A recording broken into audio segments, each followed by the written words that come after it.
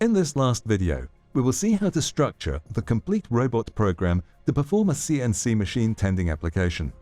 We will review some key programming areas and showcase the main differences between using a single or dual gripper configuration.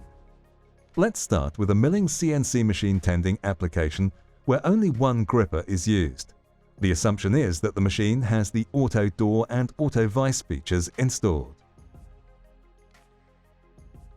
The main or master program controls the logic or flow that the robot will follow. Keep in mind that depending on the robot brand, there will be different conventions for the logic structures that must be used. Some brands use while loops, others jump labels, and others paths on flowcharts. For some, we can create and give names to variables, and for others, we must use the appropriate register addresses. Instead of having a very long and repetitive sequence of instructions, the program is divided in 4 different modules to make it easier to program, understand, and maintain.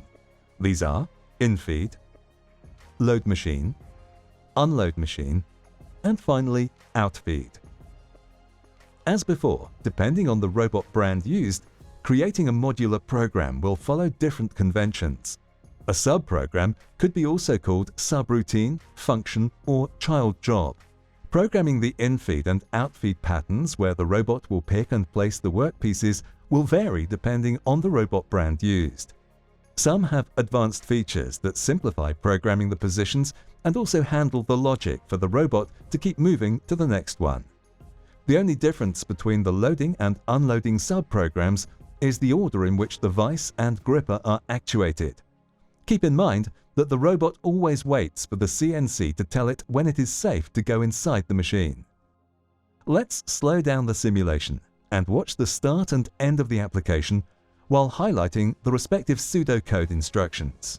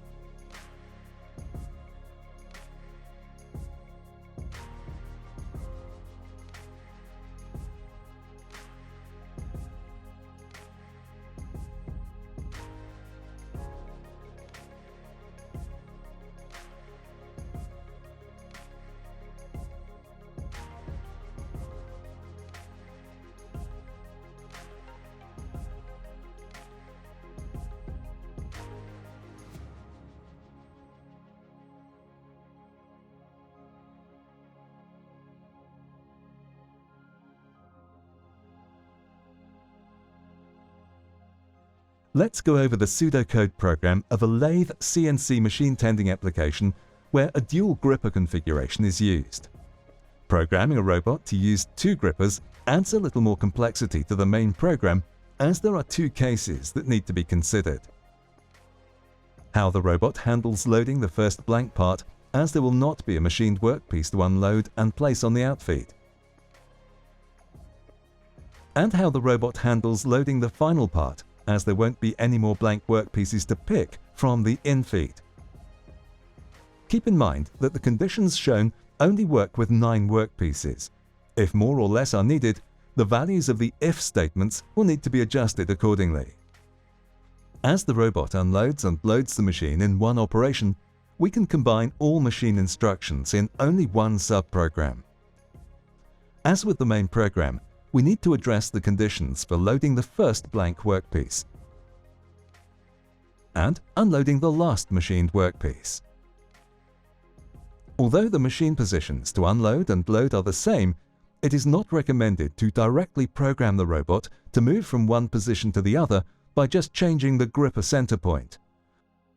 The robot will find the most efficient path to accomplish that motion, but there is risk of it causing a collision inside the machine. To avoid that, it is recommended to manually program how the robot should reposition itself when going from one gripper to the other. It is also recommended to always use the same gripper for the same actions. To highlight this better, we will change color of gripper 1 to red. The gripper will only pick and load the blank parts, while the other, with the original color, will handle unloading and placing the machined parts. Because the infeed and outfeed subprograms are similar to those shown before for the single gripper configuration, we will not display them again. Let's slow down the simulation and watch the robot handling the first, second, and last workpiece while highlighting the respective pseudocode instructions.